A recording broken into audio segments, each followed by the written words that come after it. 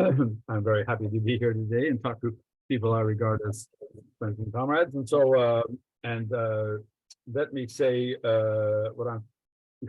You're going to get some, as it were, hot off the press research and thoughts. I've been into this topic, particular topic, for a while now, and it may not be entirely digested, but I think that I will benefit from presenting it to you and getting your feedback, and I hope that you will benefit from getting some new research. But I want to tie it into older themes. So what I'm trying to do recently, you probably know that I've been spending quite a bit of time on the spring of the year. March and April, what was happening then. I think it's a very important, there's a lot of myths to untangle, but now I'm trying to understand I'm trying to set up a tentative framework for the whole year, and in particular, sort of focus on September, October, and to find out what why I disagree, or if I do, with my historical colleagues.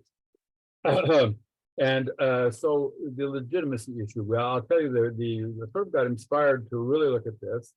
I had my remarks made at a conference, academic conference, the Slavic Convention, last November, I think, and I sort of said that in my opinion, the Bolsheviks were the legitimate government set up according to the rules that were acknowledged in 1917. And when I say legitimate, I may state right now, this question is not whether I think it's legitimate or you think it's legitimate, but whether the people in 1917 who had certain specific rules about these things, which I will be talking about later, whether it was legitimate in terms of those rules. It's sort of a political science, poli-sci type understanding of legitimacy. So is it legitimate for them? And did they have clear ideas about what legitimacy? And so I made this point that I thought was legitimate, and I remember sort of the wide-eyed response, like, "Are you really saying it's legitimate?" And so since then, I've been reading the academic literature. It's in many ways very impressive, and that is in fact a running theme, is that the Bolshevik government elected at the Second Congress in October was not legitimate for some basic reasons that we'll be going into later. And I should say that this is not just me versus academics, because they cite Trotsky in their arguments, and as a matter of fact, there is an overlap between what Trotsky said and what they're saying. Trotsky, well, I won't go into it now, but I'm sort of on some basic problems. I'm against both the academic consensus, and the Trotsky people, and the Stalin people, for that matter. But I'll go into that later. So, I'm going to talk. The talk will be, I think, in 3 parts. The first part is where I'm going to set out my basic understanding of what actually happened. Then I'll go into the historiography a bit, so you understand the context. And then I'm going to look at a specific issue, which may seem detailed and maybe may seem, but it's actually very important. And that theme is the meaning of one word, homogeneous, which sounds like a fairly straightforward apolitical word. Turns out to be very important for the politics of that time, and even more important for the historian's understanding. So, okay. So part 1 is I'm going to look at 5 themes. In my article that was in the Weekly Worker just a little while ago, I presented, I was talking about the Bolshevik historian from the 20s, Vladimir, and in that article I mentioned 4 of these themes. I'm going to add the unwritten constitution. So the themes are Bolshevik adjustment, the agreement issue, the unwritten constitution, the Bolshevik message, and the krisis vlasti, or the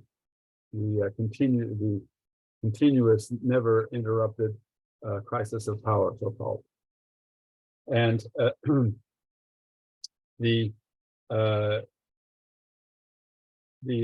think the adjustment will be basic to understanding of what I call the Bolshevik adjustment. And I choose that term with partly a polemical aim, that is to say, the standard consensus now is the rearming of the party. As you may know, I don't agree with that. And so I have sort of erected Bolshevik adjustment as a counter slogan. And the adjustment is not like the rearming in its less, that's quantitatively, but it's also a different, it's a different thing altogether. It's not, I'm not saying that people exaggerate when they say rearming. I'm saying they got what some basic issues wrong. Okay, so however, I'm going to go through these 5 themes, and I want to say also that these themes I picked up from the people in 1917, not just the Bolsheviks, everybody. I've been trying to expand my reading, and I read across the political spectrum in 1917, and these are the way people talk, the way everybody talked. I mean, unwritten. They didn't use the word unwritten constitution, although I think I've seen it. But the reality that I'm labeling is there. The word agreement was used all the time. The Bolshevik adjustment, again, is not my term, but it reflects the way they were talking. So these are realities I think I've seen there, and the just part of the basic dynamic, the political dynamic of 1917. And however, to understand the Bolshevik adjustment, as so-called, I think you have to understand the context into which it was an adjustment to, and these 2 themes I'm going to bring out are the unwritten constitution and the agreement issue, and both of these were created by non-Bolshevik. The Bolsheviks had to deal with them, so maybe that's one reason why they haven't been sufficiently appreciated, because if you focus on the Bolsheviks, you're not going to see the full context of the debates and the claims and the messages being sent out by everybody else. And particularly a man named Iraqi Tsereteli, who was if the Mensheviks had a leader in 1917, it was he, and he also might be called the father of the Soviet father of the unwritten constitution. And he was the leading spokesman for the agreement, the tactic, what he called the path of agreement, and was basically a very, very important person. So I'm now going to talk a little bit about the unwritten constitution. And I was struck when reading the memoir recently of Vladimir Nabokov. Okay, you've all heard of Vladimir Nabokov, the novelist who wrote Lolita, and et cetera, but his father, turns out, was a very high, important member of the Cadet or Liberal Party in 1917, and could easily have been part of the provisional government, but never became one of the ministers, but was very close to when he wrote a memoirs, which have been translated. They're short, they're good, and I recommend them. I think you can find them probably online. But anyway, what I'm going to, a couple of times, he sort of repeated, he reported on conversations he had with people from the Soviet camp. He, of course, was among the liberal, sort of high reaches of the Liberal Party. And he sort of, with a sort of fascinated disgust, he would sort of report these conversations. So one was in the spring, and the guy who was talking to, who was not a Bolshevik, was telling him, even though there was a provisional government was functioning there, he said, actually, the Soviets could set up a government and it'd be much more legitimate and it'd be much more effective than you guys have here. And Nabokov thought that was semi-crazy and almost disgusting. And then the same thing happened after the Bolshevik takeover, when some Bolshevik Nabokov complains. He was telling me that that the Bolshevik government that had just been set up was the most legitimate government in 1917. That it had more electoral, more sort of went by the rules and so forth. So Nabokov himself was absolutely appalled by this. But what does these two conversations mean? First, that there was a sense of the rules of legitimacy by which the Bolshevik Soviet government, all Soviet government, and particularly the Bolshevik government in October, was legitimate. Secondly, of course, it was a highly contested view. The people outside the Soviet camp rejected it very strongly. But third point, they knew what it was. It was there. It was a reality. It was the reality that people had these rules. You could accept them or reject them, but you knew that they were there. Okay, so what was the how can we describe this unwritten constitution? And I think you have to go back to March and Tsereteli, who said, among other things, he emphasized very strongly that yes, indeed, the Vlast, I'm going to use the word Vlast, meaning the government, the power, like Soviet power, Soviet Vlast, means the basic authority. Can be translated in a number of ways, and that's exactly why I'm using Vlast, because the word was basic to what people talked about, and if you translate it in different ways, you're going to lose the sense of that centrality. So just substitute in power if Vlast offends you. Okay, so yes, the provisional government was the official Vlast. No one denied that. He denied that there was such a thing as dual power. I translate it as double Vlast. But he also emphasized very strongly that there was a de facto Vlast, and that was the Petrograd Soviet, and later on the national authority set up by the Soviet system. And I'm going to, it has a sort of a theory here. I've written this up, so I'm going to have to read it.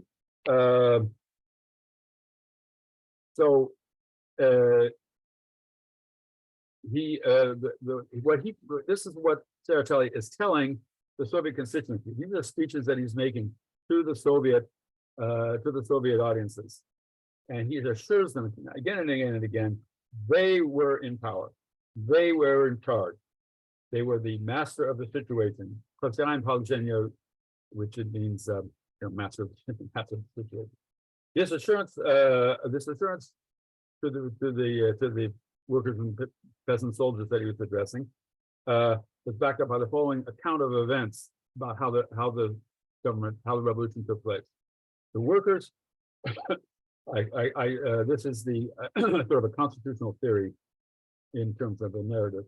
The workers and the revolutionary soldiers of Petrograd were the ones who carried out the revolution. It was the revolutionary classes who brought the provisional government into existence due to an original agreement, and we'll get to the word agreement in a bit, negotiated via the Petrograd Soviet. The provisional government committed itself to carrying out the will of the revolutionary Narod, the people, the soldiers and peasants, and then mandated vast democratic reforms at home, really radical reforms. Don't minimize what they were asking for, and an energetic search for democratic peace abroad. And the Soviet system, therefore, had both the right and duty, not only to outline the government's basic program, but to impose supervision over its actions and to name the ministers. It may choose not to exercise this option. It may say, go ahead, choose your ministry. But the ultimate choice was to be the Soviet. And to back up this, Tsereteli really strongly insisted that, to use the word I used, that it was the workers and soldiers who the democracy, so-called. Democracy didn't mean a system, majority rule. It meant a group of people, the people, workers and peasants and everybody. He said that they were in charge, and what they had to say went, and so forth. So I'm going to read two or three of these quotations. I think it's important to realize how strongly the people that we regard as the as the so-called moderate socialists, how strongly they were telling the constituency with what urgency that they were in charge, and it was their decision as to what was going to happen. So he says, comrades, never, this is Lars T Lih speaking, to the Soviet audience, National Soviet audience. Comrades, never has a Russian democracy been in such position of responsibility at the present time, because it never had such enormous strength in the country as it has now, after the overthrow of the old system. The democracy is not in the position of an irresponsible minority, irresponsible meaning not responsible, not answerable for events, but in the position of an enormous force, and without its assistance, a government cannot exist in Russia, it cannot govern the country. If our conference does not place itself on the path of revolutionary defense, it shows that it does not understand what an enormous determinative power the democracy constitutes during the revolutionary period. Only because the bourgeoisie accepted this agreement to carry out the program, did the Soviets recognize this government and commit itself to support all the steps of the government taken in this direction. In fact, in view of the balance of forces that now exists, I think the Soviet worker and soldier deputies should consider this necessary for the interest of the whole Montreal, could even seize the Vlas. Okay, so the point here of all this is that the Soviet had a program. The provisional government was obligated by its own agreement to carry it out, and if the Soviets change its mind, and I wanted a little footnote here. When you read the historical account, you'll see the phrase "insofar as," often used as a sort of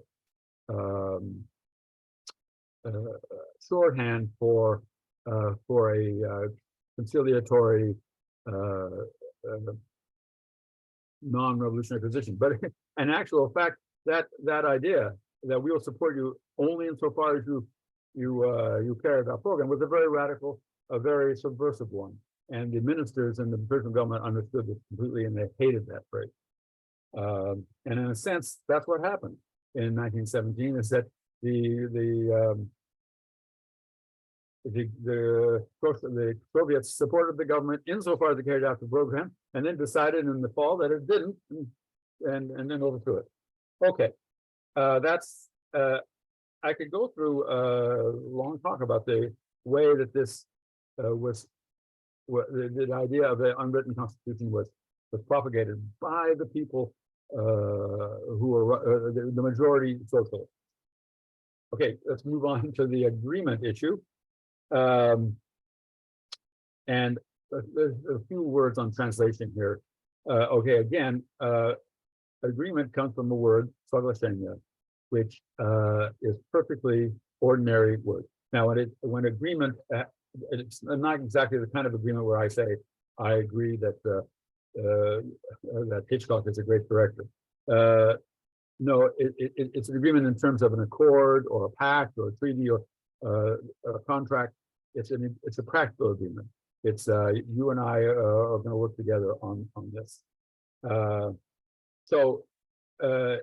When it's just used by itself, no one would think to translate it as anything else but agreement. However, it became a central issue because of what I've already talked about. There was an agreement between the Soviet and the provisional government, and this agreement was sold to the Soviet constituency as a way of achieving a very radical program. And the phrase used by Lars T Lih, the eloquent phrase, was the path of agreement. You know, this is the tactic we should use. Okay, the people who are against it can be called the anti-agreement forces, but they had their own term for the pro-agreement forces. It was a kind of contemptuous term, Soglashava, which is a Russian way of taking the Soglashenia and making it sound bad. And after some thought and wavering on this topic, I decided to translate that as agreementizing, just to bring out the contemptuous side of it. You guys are agreementizers. You're sort of addicted to the agreement. You don't understand how bad it is. And in the past, I've often used the word agreementism. I've decided to deep six this word because I think it's confusing between the agreement issue just described as it were neutrally by us or by the people at the time, and this contemptuous use of the word agreementizing. So you will hear me use pro-agreement, anti-agreement, but if I ever say agreementizing, I'm channeling, I'm vocalizing, or the word is the Bolsheviks and the other anti-agreement forces. And the agreement is the wider concept than the coalition. The coalition started in early May, and it was a form. The agreement sort of between the Soviet and the government took the form of a coalition in which socialists joined the provisional government, but the coalition was just a form, and the underlying issue was whether or not you wanted agreement. And something I've come home to me rather recently when I've been reading very heavily in the late the rhetoric of the late period is that everybody used the word Soglashenia all the time. It was so I'm using their vocabulary, their concept, and their sense of what was important. And so I'm going to ask you a question. In the United States, where I grew up, I'm now in Canada, but I grew up in the States, and a crossed finger had two meanings, and I'm not 100% sure that it's the same for you people over here, over there, I guess. And it had two meanings. The first meaning was if you put it behind, if you said something, you had an agreement with somebody, you said something, and you put a cross fingers behind your back. It meant you had a secret reservation, like yes, I'll go out with you on Saturday, but you have your cross fingers in the back, meaning I don't really mean that entirely sincerely. Then the other thing for cross fingers is luck. No, good luck, cross finger. So I call the agreement strategy the cross finger strategy in both those senses. First of all, the two sides of the agreement, the Soviets and the let's call them the elite for now, they had their fingers crossed behind their back. They had secret reservations. There's an odor of insincerity about this whole business. That's one. And then the other thing was they were just hoping they were hoping for luck. They're sort of hoping that this would get them through a very tough period. Okay. The anti-agreement forces basically argued that this has never worked.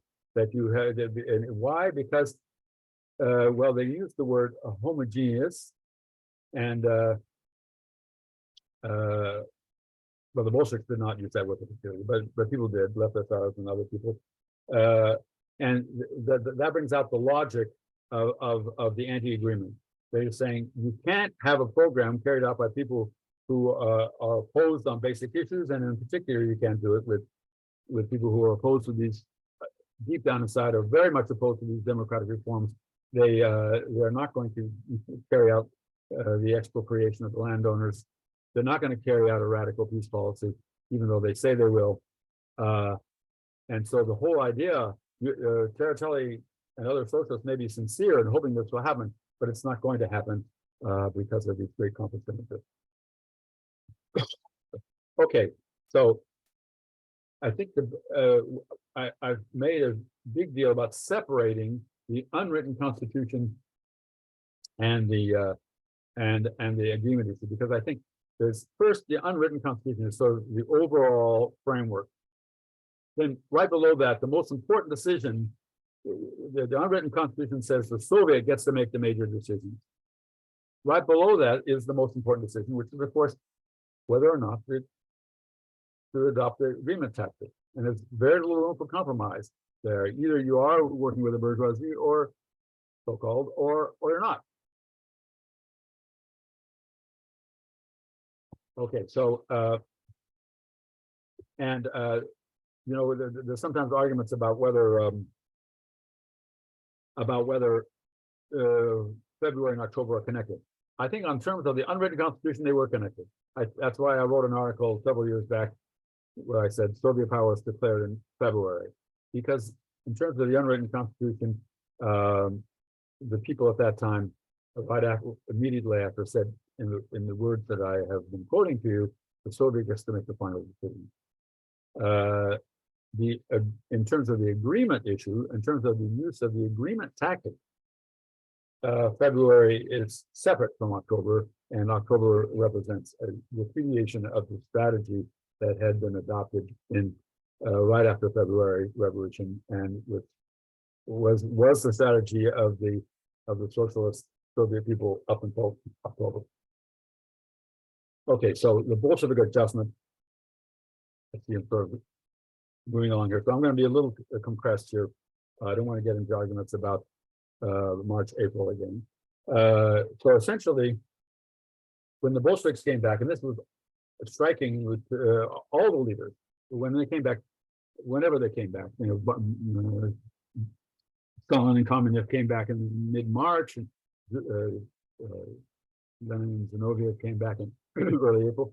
They were all shocked to find out they were a minority, because they'd been, in Petrograd at least, they had been sort of what they considered to be the leading party in at least among the Petrograd workers. And the reason, of course, is that first of all, there were the soldiers who were now a majority, really, and secondly, there were a lot of workers who had been outside politics were now in politics. So they lost their leadership position. In fact, they were a small minority, and in fact, their anti-agreement message, which was never in doubt from the very beginning, was only that of a small minority. So how do you deal with this fact?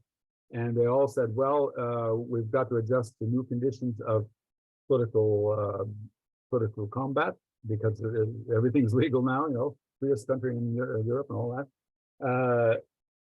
And furthermore, the Soviet certainly cannot take over until we have a majority in the Soviet in the Soviet constituency. Otherwise, we would be leading a pro-Soviet revolution against the Soviet.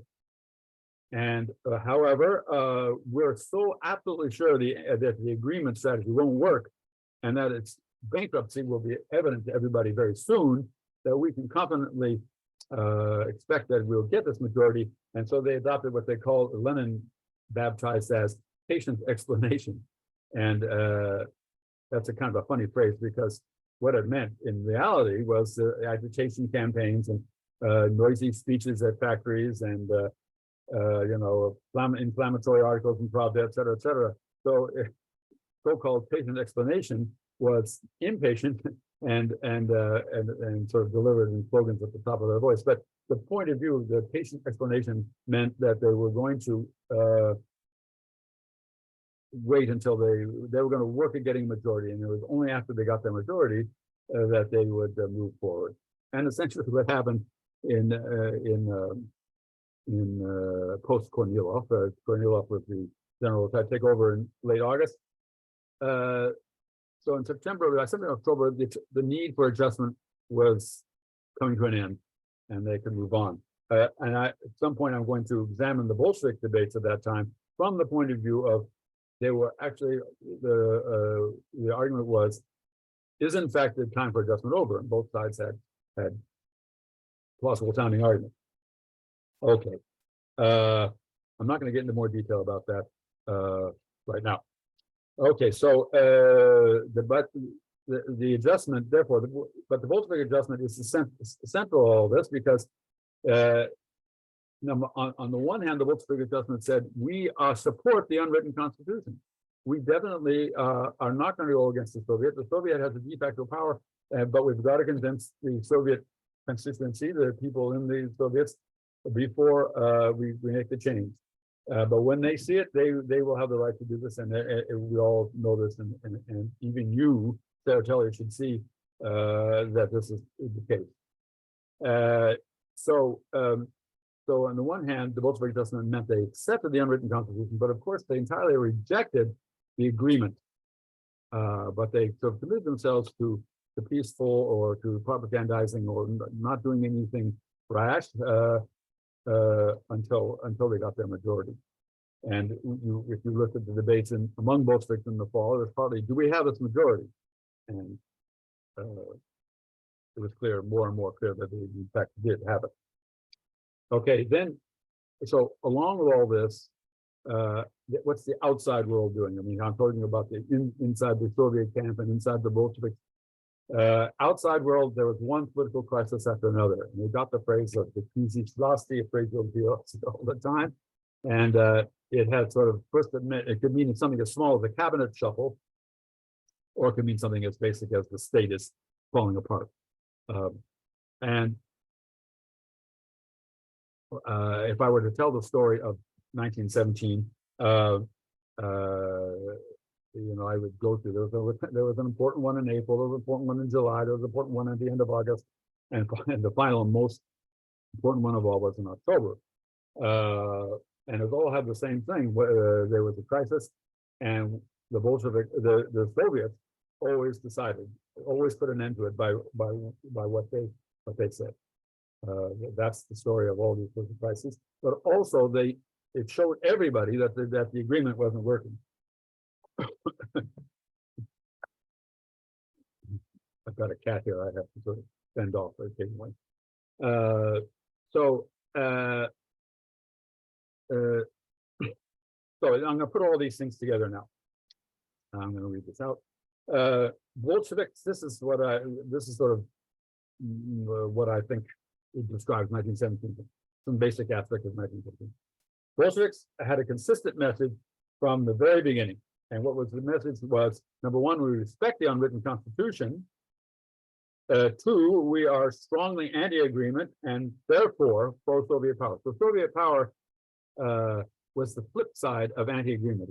If you don't want an agreement, if you're against agreementizing, so-called, and you don't want any bourgeois influence, Soviet power is the only way of doing it.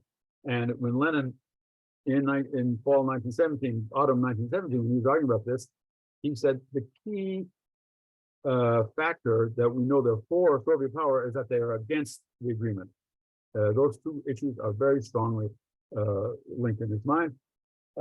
Three, we now in March, April, we don't have majority support, but we're going to invest heavily in patient explanation, and I explained what patient explanation meant in reality. And when we get that majority, we switch over to Plan B, which is to announce a fully Soviet lost and impose a government without any bourgeois, no elite figures, no liberals, no nothing, just us, the workers and peasant soldiers and the Soviet constituency. So a worker-peasant lost based on the Soviets. That's what they wanted. After Kornilov, it became evident that time for the adjustment was over, and at the Second Congress, three things happened. One, the unwritten constitution became written. That is, it was formalized. It was, this was up till the Second Congress, the constitution was the way people thought. They argued in terms of that, but it was not official. The Second Congress made it official. Soviets are in charge. They name the government, and we're doing it right now by naming the Bolshevik government, and we're getting rid of the previous provisional government. Secondly, the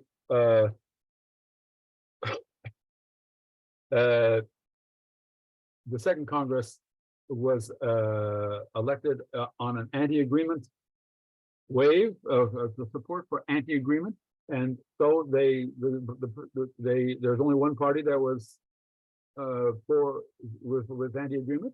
So there was a government, an anti-agreement government, which was all Bolsheviks, and there's nothing illegitimate, nothing weird or strange about that because you can negotiate about what other people might be in the government, but essentially it's no more illegitimate that all the Bolsheviks, all the government posts were carried by Bolsheviks than it is here in Canada that all the government, all the cabinet is liberal, even though they didn't get a majority in the election.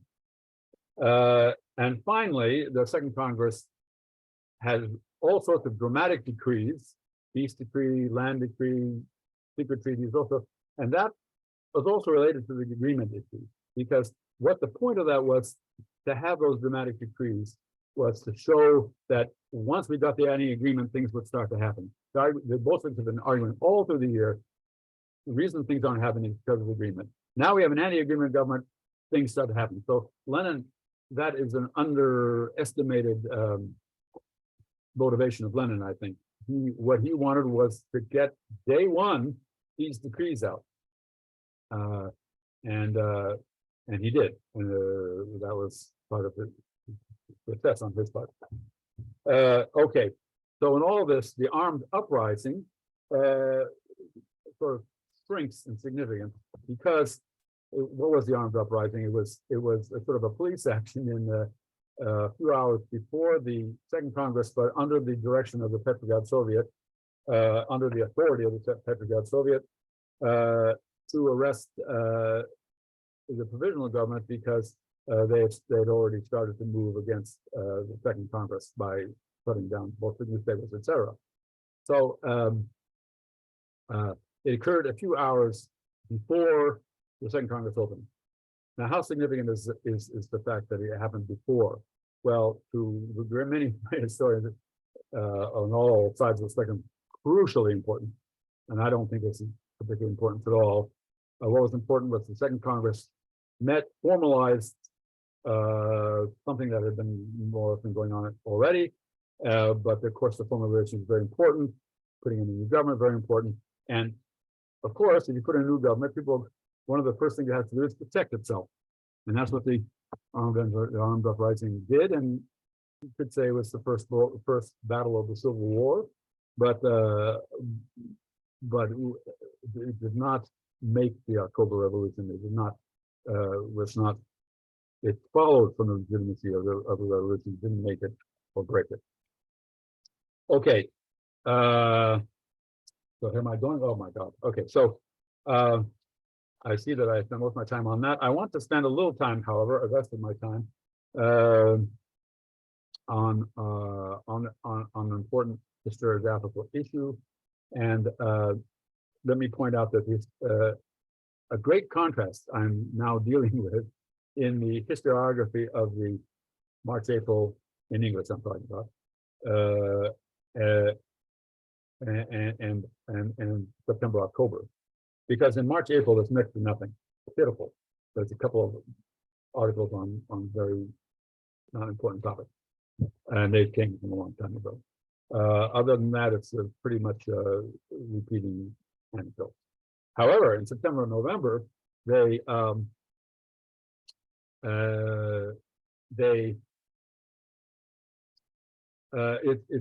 it's amazing. There are two whole books, classic books, on the Bolshevik takeover. One was Robert Daniels in the 60s, Red October, so we're reading, and of course the other one is Alex Rodin, which is the Bolsheviks come to power. And there's also some very other high-level academic writing on this topic. It really is in terms of sheer attention and detail and so forth. It's a very impressive achievement.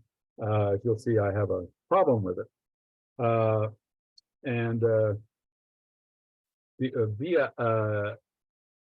Via Alex Levinovич's book, it has a great influence on the left, and it also, as far as I can see, has a great influence on post-Soviet Russian historiography. I'm want to square my accounts with this body of literature. Partly because these are people I know and I draw them as friends. I don't know how long they're going to regard me as a friend.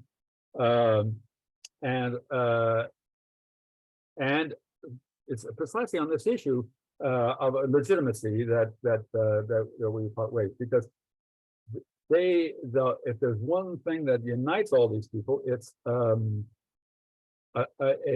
argument that the Second Congress and the Bolshevik government was not legitimate because well, the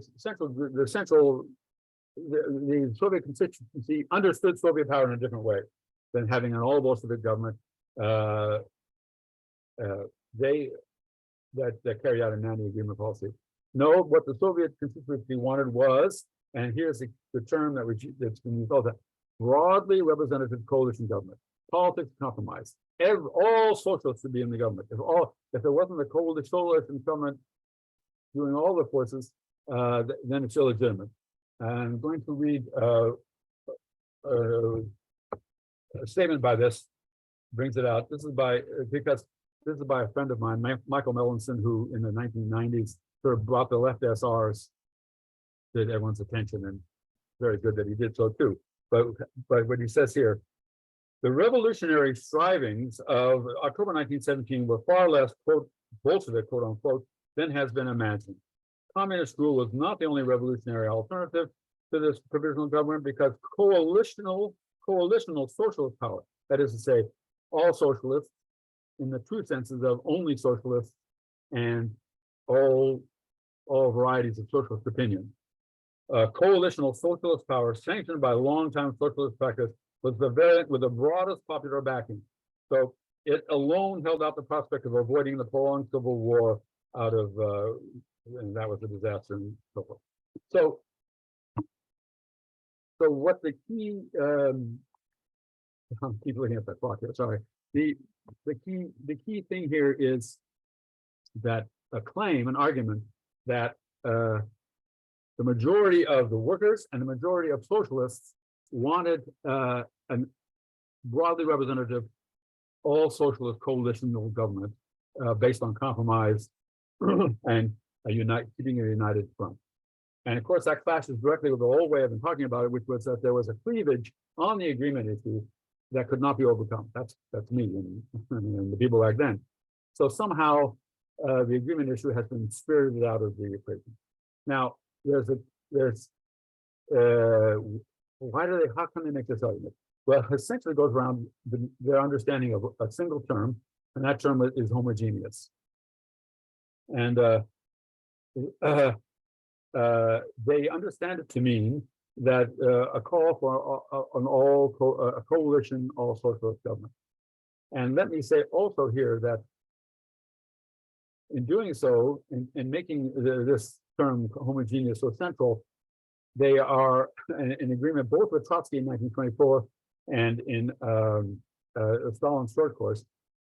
Trotsky and Stalin both accused Kamenev and other communists that Stalin didn't like and Trotsky didn't like, of Kamenev and Zinoviev and others, accused them of being in favor of this all-socialist government and of essentially betraying the revolution.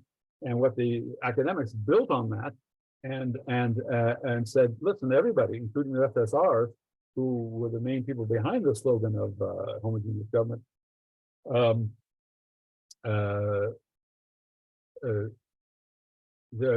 everybody wanted this, and so when they didn't get it, it was through some trickery or through some manipulation by the Bolsheviks, and the fact that the armed uprising took place before becomes hugely important in this thing of events, because it alienated people who otherwise would have been happy to be in the government, I guess. Okay, so I'm now looking at my clock and I see that I have only not want to long too much longer. So I'm going to sort of abbreviate a little bit what I've been looking into, what exactly the word homogeneous meant, because for me this is very peculiar. The word means the word in Russian, not народный. I have no other translation, homogeneous. But for me, to have full agreement and anti-agreement forces in the same government is very heterogeneous. So what was going on here? Why was this phrase now being the sort of a key term to show that everybody was in favor of broadly representative socialist coalition? And by the way, that phrase I take from from Alex Rabinovich, broadly representative, Bolshevik coalition, politics of compromise, etc. Okay, so anyway, there have been new volumes that have led. We can do a much better job of looking exactly what that word means. So I'm going to give you an abbreviated word history of homogeneous to demonstrate why people are wrong about what the word means and how they got how they mistake the word.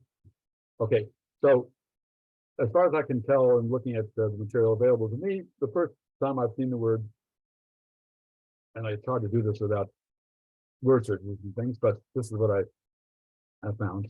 Was in August, and the left SRs included the left SRs at this time were not a party, but just a faction within the larger SR Socialist Revolutionary Party, the sort of non-Marxist Revolutionary Party at the time. And they were calling for homogeneous government. What did that mean? It meant nothing more or less than anti-agreement. It said homogeneous in class terms.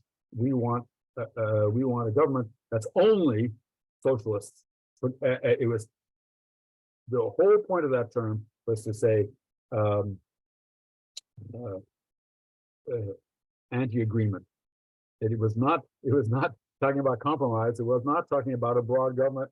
It was not talking about, well, who particularly was going to be in the government. It was saying we have to reject the agreement tactic and come up with a government that is entirely homogeneous in class terms. Okay, so it's just a word that its use is fairly evident. The meaning is, I don't think anyone misunderstood it. In September, mid-September, it was also used in a resolution passed by the Petrograd Soviet, but this, not by the Petrograd Soviet, but by the Petrograd SR Party. So the local organization was now leftist, and they showed that they were leftist, the local Petrograd, by passing this thing that said we are for a homogeneous government. And that was understood to be the equivalent of the Bolshevik slogan, which it was. It was the left SR saying, we and the Bolshevik are together. We have differences with them on this and that, but we're with them on the central point, which is that the agreement is no good. Then, at that point, our friend Sarah Tilley comes into the picture again, because at a conference, the so-called Democratic Conference, that included everybody, the whole range of social opinions at this conference, he picked that term up and used it to argue that, listen, we have three choices. We can either have a heterogeneous bourgeois government, a heterogeneous socialist government, or a homogeneous bourgeois, homogeneous socialist, or a coalition, or therefore heterogeneous, I don't know if government.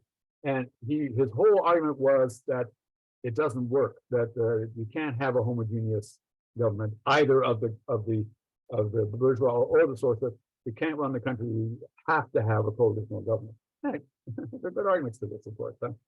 We should not underrate the power of these arguments.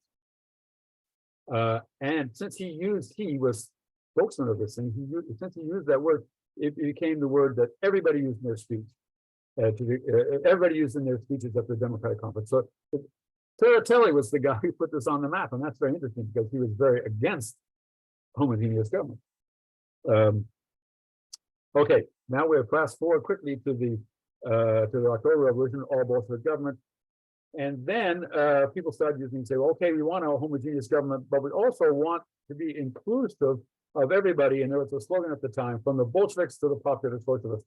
The popular socialists were the very right wing of the socialist spectrum, and they were very pro-agreement, very much not going to have anything to do with an anti-agreement for all socialist government. So it was paradoxical. It's paradoxical, homogeneous in terms of class, only socialists, but heterogeneous in terms of political opinion. And in fact, it was more or less almost logically saying, I will not support Soviet power unless people who hate Soviet power are included. And it's because of this other post-October. Up to October, homogeneous did not have that connotation at all. Afterwards, it got this connotation of all-inclusive, but there was internal paradox here, pointed out at the time by all variety of people, that it wouldn't work because and not because the Bolsheviks were being intolerant, but because pro-agreement, what we might call anti-agreement forces, were not going to be part of this government, and it was a non-starter. Well, it took a week, 2 weeks for clarity on this issue to be worked out, and that was the end of it. But the historians have come back and taken that phrase and tried to show that most of the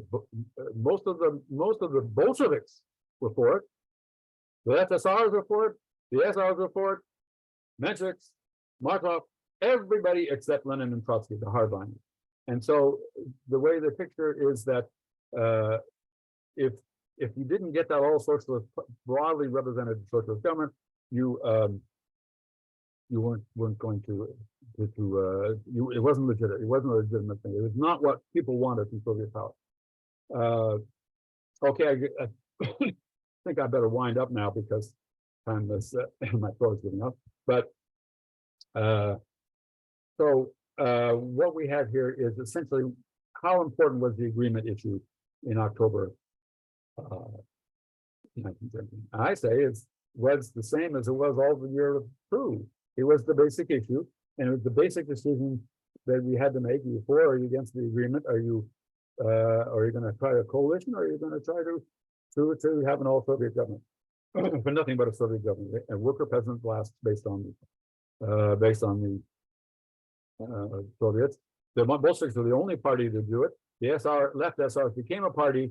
They made an effort to include other people, but on the assumption the left SRs did not want, were not silly enough to want pro-agreement forces in the government, but they thought that the pro-agreement forces might change their minds.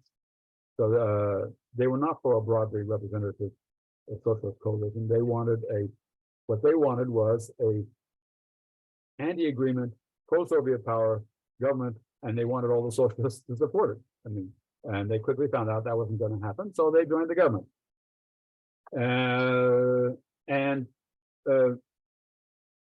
For various reasons, both the